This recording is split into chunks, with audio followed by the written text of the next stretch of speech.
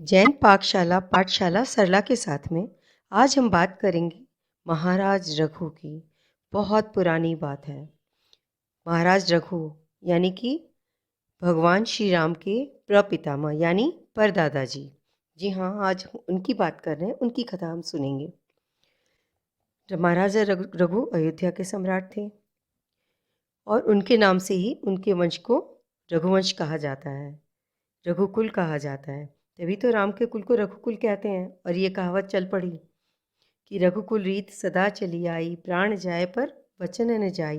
बस इसी बात को हम इस कथा में समझने वाले हैं, इसके बारे में हम जानने वाले हैं। एक बार की बात है, महाराज रघु ने एक बड़ा भारी यज्ञ किया। जब यज्ञ पूरा हो गया तब महाराज ने ब्राह्मणों तथा दीन दुखियों को दान देना शुरू किया कि मैं इच्छिक दान, जिसको जो चाहिए वो सब दिया। क्योंकि यज्ञ तभी पूरा माना जाता है जबकि उसके बाद दक्षिणा दान दिया जाता है। तो उन्होंने अपना सारा धन सबको दान दे दिया, दीन दुखियों को, ब्राह्मणों को, सबको दिया, जिसने जो चाहा मिला। पर उनका सारा खजाना खत्म हो गया, सब कुछ समाप्त, धन संपत्ति उनकी। वो महाराज इतने बड़े दानी थे कि उन्होंने अपने आभूषण, सुंदर वस्त्र और यहाँ तक कि बर्तन तक दान कर दिए। यानी कि उनके पास कुछ भी नहीं बचा। अब महाराज कहने को महाराज थे, लेकिन उनके पास साधारण वस्त्र थे और वे मिट्टी के बर्तनों से काम चलाने लगे, एक आम आदमी की तरह। और जब यज्ञ में महाराज ने रघु ने अपना सर्वस्व दान कर दिया, उनके पास कुछ भी नहीं बचा, तब उनके पास एक ऋषि पुत्र आए, जिनका नाम, जो कि वर्तंतु ऋषि के शिष्य थे, जिनका नाम था कौत्स। और वे एक ब्राह्मण कुमार थे। वो आए महाराज के पास, तो ब्राह्मण कुमार थे इसलिए महाराज ने उनको प्रणाम किया, उनके आसन पे बैठाया मिट्टी के गड़ुए से, क्योंकि सोने चांदी के बर्तन तो उनके पास थे नहीं। तो उन्होंने मिट्टी के गड़ुए से उनके पैर धोए, स्वागत सत्कार हुआ। उसके पश्चात महाराज ने पूछा, हे ब्राह्मण श्रेष्ठ, आप मेरे पास कैसे पधारे हैं? मैं आपकी क्या सेवा करूं? तब कौत्स ने कहा, महाराज, मैं आया तो किसी काम से ही था, किंतु आपने तो अपना सर्वस्व दान कर दिया है। अब मैं आप जैसे महादानी उदार पुरुष को संकोच में नहीं डालूंगा। क्यों? कि अगर मैं कुछ मांगता हूँ तो आप मुझे दे नहीं पाएंगे, तो आपको बड़ी शर्मिंदगी होगी, आप बड़े संकोच में आ जाएंगे कि अब मैं क्या करूँ, ना आप कर नहीं सकते, देने की आपकी सामर्थ्य नहीं है, इसलिए मैं आपसे कुछ नहीं कहूँगा। तब महाराज रघु ने बड़ी विनम्रता से उनसे प्रार्थना की कि ब्राह्मण जी, आप अपने उद्देश्य तो बता दीजिए आने का। तब कौत्स ने उनसे कहा कि महाराज, मेरा अध्ययन पूरा हो गया है और अपने गुरुदेव के आश्रम से जब मैं घर जाने लगा तो मैंने गुरुदेव से प्रार्थना की कि आप मुझसे कोई गुरुदक्षिणा ले लीजिए। आप कोई गुरुदक्षिणा मांगिए मुझसे, मैं आपको क्या अर्पण करूं? तब गुरुदेव ने बड़े स्नेह से कहा कि बेटा, तूने यहाँ रहकर जो मेरी सेवा की है उससे मैं बहुत प्रसन्न हूँ। मेरी गुरुदक्षिणा तो हो गई, तू संकोच मत करो, प्रसन्नता से घर जा। यानी कि वो गुरु के बड़े प्रिय शिष्य थे और उन्होंने गुरु की बहुत सेवा की थी। पहले ज़माने में तो गुरुकुल में रहा जाता था ना, तो वहीं रहते थे और वहीं गुरु की सेवा करते थे और प्यार से पढ़ाई करते थे। जब गुरु ने उनको प्यार से आज्ञा दे दी कि बेटा तुम जाओ, लेकिन कौत्स ने जिद करी कि नहीं गुरुदेव, आपको मुझे गुरुदक्षिणा तो मुझसे लेनी ही पड़ेगी, आप कुछ ना कुछ तो बोलो।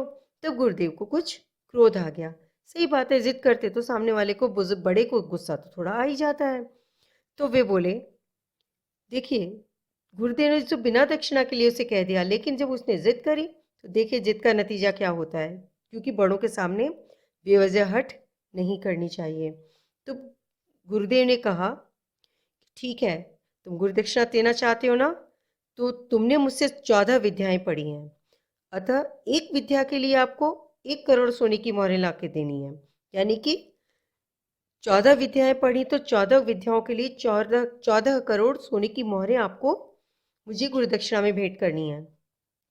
ठीक है, लाओ जाओ। वो जानते थे एक गरीब ब्राह्मण पुत्र कहाँ से लाएगा, क्योंकि उसने हट किया था, तो हट का नतीजा ये रहा। तो कौत्स ने कहा ठीक है। तो उन्होंने सुन रखा था कि राजा रघु बहुत दानवीर है, तो वो सोने की मोहरें लेने के लिए 14 करोड़ मोहरें अयोध्या आए राजा रघु के पास। और यहाँ आकर जब देखा तो पता चला कि राजा रघु तो बिल्कुल ही फ़कीर हैं, उनके पास तो कुछ भी नहीं है। तब महाराज ने कौत्स की बात सुन के कहा, ठीक है, जैसे आपने यहाँ तक आने की कृपा की है, इतना कष्ट उठाया है, तो आप मुझ पे थोड़ी-सी कृपा और कर दो। आप 3 दिन तक मेरी अग्निशाला में ठहर जाइए। क्योंकि रघु के यहाँ से एक ब्राह्मण कुमार निराश लौट जाए, यह तो बड़े दुख और कलंक की बात होगी। मैं 3 दिन में आपकी गुरुदक्षिणा का कोई न कोई प्रबंध अवश्य कर दूंगा। यानी कि मैं 3 दिन में कहीं ना कहीं से आपके इंतजाम कर दूंगा। ठीक है। कौत्स ने अयोध्या में रुकना स्वीकार कर लिया। अब महाराज ने अपने मंत्री को बुलाकर कहा कि यज्ञ में सभी सामंत नरेश कर दे चुके हैं। अब उनसे दोबारा लेना न्याय नहीं है, क्योंकि वो बड़े न्यायप्रिय राजा थे, रघुकुल वाले, इक्ष्वाकुवंशी। तो उन्होंने कहा कि नहीं, अन्याय तो मैं करूंगा नहीं कि सबसे दोबारा कर लेके मैं पैसे इकट्ठे कर लूं। लेकिन कुबेर जी ने मुझे कभी कर नहीं दिया। कौन? कुबेर, धनपति कुबेर। उनके लिए कह रहे हैं कि उन्होंने कभी मुझे कर नहीं दिया। वे देवता हैं तो क्या हुआ, कैलाश पर रहते हैं, इसलिए पृथ्वी के चक्रवर्ती सम्राट को उन्हें कर देना चाहिए। वे मेरे सब ठीक है, ऐसा करो, मेरे सारे अस्त्र रथ में रखवा दो। किसके लिए? युद्ध के लिए। मैं उन पर चढ़ाई करूंगा और कल सवेरे मैं कुबेर पे चढ़ाई करने जाऊंगा, इसलिए आज ही रख दो। और आज रात को मैं रथ में ही सोऊंगा, यानी कि मैं बिल्कुल तैयार हूं जाने के लिए। और जब तक ब्राह्मण कुमार को गुरु दक्षिणा नहीं दे देता, गुरु दक्षिणा के लिए धन में नहीं दे देता, पर्याप्त धन, तब तक मैं राजमहल में पैर नहीं रख सकता। देखिए कितनी बड़ी प्रतिज्ञा कर ली। ठीक है। अब महाराज उस रात रथ में ही सोए, महल में भी नहीं सोए। लेकिन बड़े सवेरे उनका कोषाध्यक्ष उनके पास दौड़ आया, क्योंकि सुबह होती तो उन्हें रवाना हो जाना था कुबेर पे चढ़ाई करने के लिए। तो सुबह सुबह अर्ली इन द मॉर्निंग वो कोषाध्यक्ष, उनका खजांची, उनके पास दौड़ा आया और कहने लगा, महाराज, खजाने का घर तो सोने की मोहरों से ऊपर तक भरा पड़ा है। रात को उसमें मोहरों की वर्षा हुई है। महाराज समझ गए कि ये मोहरों की वर्षा कहाँ से हुई, कुबेर जी ने ही की है। वो समझ गए कि कुबेर जी को पता चल गया, क्योंकि वो देवता है ना, इसलिए उनको पता चल गया कि मैं उनके पास आने वाला हूँ। तो उन्होंने ऐसी नौबत ही नहीं आने दी और पहले से ही इतनी सारी मोहरें वहाँ बरसा दी। अब महाराज ने सब मोहरों का ढेर लगवा दिया और कौत्स से बोले, किसको? ब्राह्मण कुमार कौत्स, जो ये अपनी गुरुदक्षिणा के लिए धन लेने आए थे, उनसे कहा कि आप इस धन को ले जाएं। तब कौत्स ने कहा कि महाराज, मुझे तो गुरुदक्षिणा के लिए सिर्फ 14 करोड़ मोहरें चाहिए, उससे अधिक एक मोहर भी मैं नहीं लूंगा। तब महाराज बोले कि अरे क्यों, ये सारी मोहरें तो तुम्हारे लिए ही तो आई हैं, ये सारा धन आपके लिए आया हुआ है, और ये ब्राह्मण का धन है, आपके लिए आया, इसका मतलब आपका हो गया। ये धन को हम अपने यहाँ नहीं रख सकते, आपको तो ये सारा ही लेना पड़ेगा। तब कौत्स ने बड़ी दृढ़ता से कहा, महाराज, मैं ब्राह्मण हूँ, धन का मुझे क्या करना है, आप इसका जो चाहे जो करें, मुझे कोई मतलब नहीं, लेकिन मैं तो एक मोहर से भी अधिक नहीं लूंगा। ऐसा कहकर कौत्स ने 14 करोड़ मोहरें ली और चले गए। अब शेष मोहरों का क्या होगा? महाराज रघु ने दूसरे ब्राह्मणों को उन मोहरों को दान कर दिया, लेकिन एक भी उसमें से मोहर अपने खजाने में नहीं रखी। अब बताइए, ये घटना कितनी महानता को बताने वाली है। आज जब पैसे के लिए, धन के लिए एक दूसरे की गला काट प्रतियोगिता हो रही है, कहीं किसी का लिहाज नहीं, किसी की दया, करुणा, ममता, सबको दांव पे लगा देते हैं इंसान पैसे के लिए।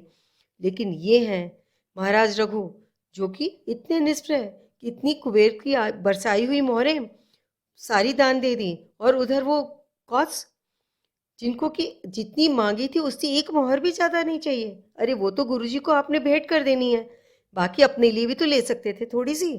नहीं, उन्होंने एक मोहर नहीं ली।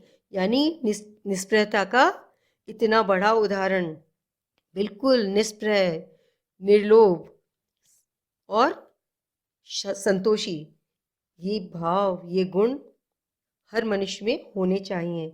इसीलिए तो कहते हैं, संतोषी सदा सुखी। जो संतोषी होता है वो हमेशा प्रसन्न और सुखी रहता है। लालच का तो कोई अंत ही नहीं है। इसलिए हर जीव को निर्लोभी, निष्प्रयी और संतोषी होना चाहिए।